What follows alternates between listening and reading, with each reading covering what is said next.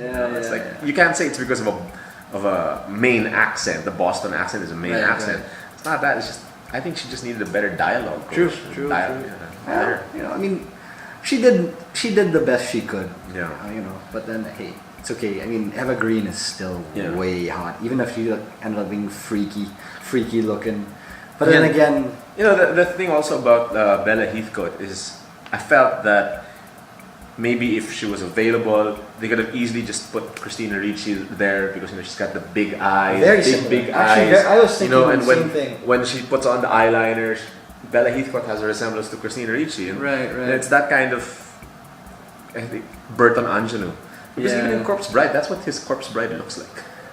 Yeah, that's true. That is true. I mean, let's face it. I mean, you know, this has all got Tim Burton's signature tricks here. You know, you've got the whole, you know, people in like white makeup, you know, in stark white makeup all the time. It's pretty much their signature. Then you've got that whole gothic atmosphere. The opposite that you put it in the 70s. You know, because, you know, if put A Man Out of Time put it in 1972, and it's really funky. You know, there's all kinds of quirky things happening. Right. It's nice to see those classic Shell logos all over the place. And, you know, Barnabas reacting to seeing Karen Carpenter on TV or hearing long playing albums. Or seeing the McDonald's logo. You know, the moment I saw the book when he opened it, it's I knew like the Mephistopheles, like, McDonald's. here. So, you know, Depp is always good. Well, Depp is always good, no matter what. It's just the movie was kind of slow. Right. I like that also, you know, they introduced this whole thing about, let's have a ball. You know, and it's like, who has balls nowadays? It's like, that's out of nowhere, but... Yeah, and I did enjoy, admittedly, Alice Cooper showing a bit. Although I still enjoyed him more in Wayne's World. Yeah. You know, hold on. Yeah, and like, you know, I mean, for me that was a classic appearance of Alice Cooper right there. We're not worthy. Here it's just like he just shows up as himself, and rocking out and stuff. Yeah. But that's about it, right? You know, you don't get all those facts about Milwaukee. Yeah. So what else was, you know? I mean, I guess for me, I like the whole fish out of water thing. I like those jokes, you know, what, you know, him being in the 70s and like and finding out that Chloe Grace Moretz is 15 yet not yet married. She has birthing hips. It's cool because he's got a perfect delivery for it. You know, he's really got the timing. Yeah. Right. But I guess it really just frustrates me.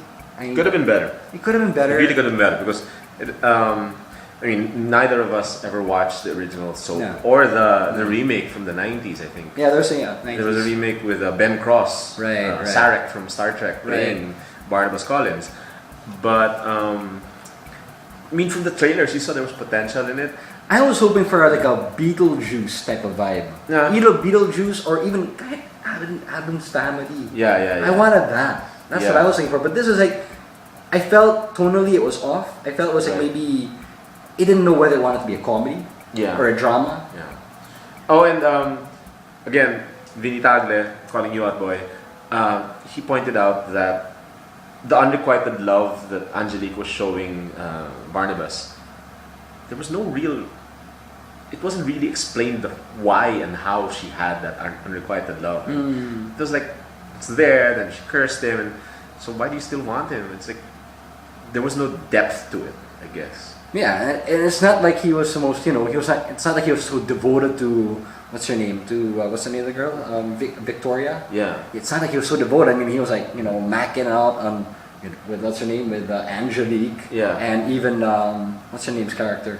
The psychiatrist. Yeah. So like, okay, Dr. Hoffman. Yeah, so, alright, what's up with that? It was just tonally off. I got the whole idea that yes, he's a vampire and that he wants to be friends with these people, but he can't help but suck their blood. Yeah. You know. Yeah.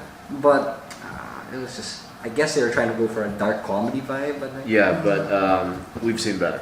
Yeah. We've seen better from specifically Burton and Depp. Right. I mean, for me, my benchmarks for a good Burton movie were always Beetlejuice, Mars Attacks, and even Charlie and the Chocolate Factory. Yeah. Those for me are his best. You know, everything else I always felt like was just like, you know, heavy on the atmosphere, but just so. Well, I like Nightmare Before Christmas. Oh yeah, I mean Nightmare. Yeah, but of course that was more him producing. Yeah. That was more him directing Henry Selick at the Yeah, time. yeah, yeah. That's right. Who ended up doing Coraline. Yeah. Yeah. Okay. So. Yeah. So I think we're both in agreement that this is a B minus. I think.